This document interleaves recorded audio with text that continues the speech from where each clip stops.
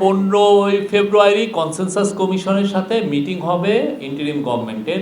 এই কনসেনসাস কমিশনের সাথে পলিটিক্যাল পার্টিগুলোর মিটিং হবে, এইটুকু আমি জানি এবং এইটুকু আপনাদেরকে আমি জানিয়েছি।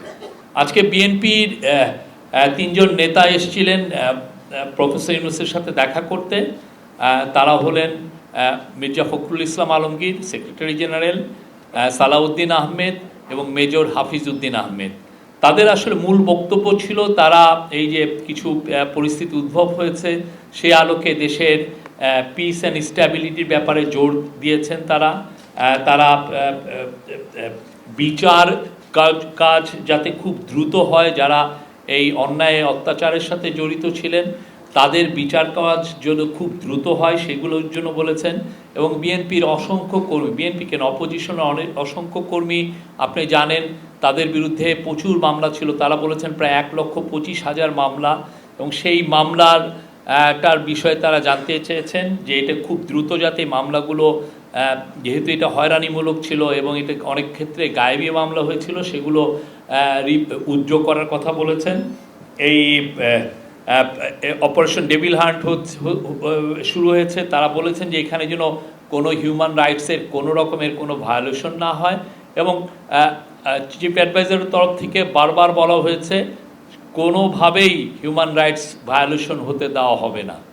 যারা অন্যায় অত্যাচারের সাথে জড়িত, যাদের এগেনস্টে সুস্পষ্ট অভিযোগ আছে ক্রাইমের, তাদেরকেই এই অপারেশন ডেভিল হান্টের আওতায় আনা হচ্ছে, তাদেরকে আইনের আওতায় আনা হচ্ছে।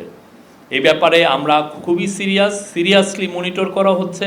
কোনো ধরনের কোনো হিউম্যান রাইটসের কোনো ভায়োলেশন আমরা চাই না হোক এবং হবেও না। আর বিএনপির তরফ থেকে ইলেকশনের বিষয়ে বলা হয়েছে যাতে তাড়াতাড়ি ইলেকশন হয়। প্রফেসর ইউনূস বলেছেন যে অবশ্যই উনি এই বিষয়ে পুরো কনসেনসাস কমিশনের কাজটাই হবে এই বিষয় নিয়ে তাড়াতাড়ি কাজ করা। এবং এটা আপনারা জানেন আমরা এর আগে তো দুটো টাইম দিয়েছিলাম। হ্যাঁ, একটা টাইম হচ্ছে এই বছরের ডিসেম্বরের মধ্যে, আর একটা পরের বছর জুনের মধ্যে। এখন এটা নিয়ে সামনে আপনারা আরও এই বিষয়ে আরও কিছু শুনতে পারবেন। বিএনপির তরফ থেকে পূর্ণ সমর্থন, যে রিফর্মের ব্যাপারে পূর্ণাঙ্গ সমর্থন দেওয়া হয়েছে ফুল। তারা বলেছেন আপনারা রিফর্ম করবেন, এটা আমরা চাই, আমরা সব কমিশনের প্রস্তাবনা দিয়েছি, আমরা আপনাদের সাথে আছি।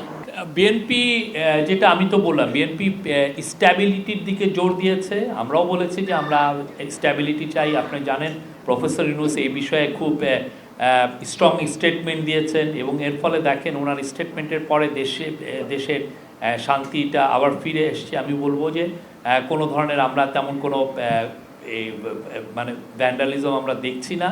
তো আমরা বলছি যে সিচুয়েশন ইজ নাও নর্মাল। স্থানীয় নির্বাচন নিয়ে তেমন একটা কথা হয়নি। জাতীয় নির্বাচনে ওনারা তো চাচ্ছেন যত তাড়াতাড়ি সম্ভব, এই ডিসেম্বরের মধ্যেই চাচ্ছেন। তো আমাদের তরফ থেকে চিন্তা ভাবনা হচ্ছে এই বিষয়ে কাউন্সিল অফ অ্যাডভাইজার আছেন, তারা দেখবেন এটা যখন কোনো এই ধরনের কোনো ডিসিশন হয় আপনারা জানবেন না। এই বিষয়টা আমার মনে হয় প্রথম মিটিংটা সবার সাথে একসাথেই হবে, তারপরে আমি জানি না কোন ফরম্যাটে হবে। বাট এটা প্রথম মিটিংটা তো এক ধরনের হচ্ছে যে সবাই আলাপ করবেন কোন ফরম্যাটে সামনে ডায়ালগটা হবে, কোন কোন পার্টিগুলো থাকবেন, এটা এখনও ডিসিশন হয়নি। এটা সময় হলে আপনারা জানতে পারবেন। এটা আমি তো বললাম, আমি একটু আগে ওনাকে যেই কথাটা বললাম ঠিক এর বাইরে আসলে আমাদের বলার কিছু নাই। আর এই বিষয়ে যদি কোনো সিদ্ধান্ত হয় আপনারা জানবেন সামনে।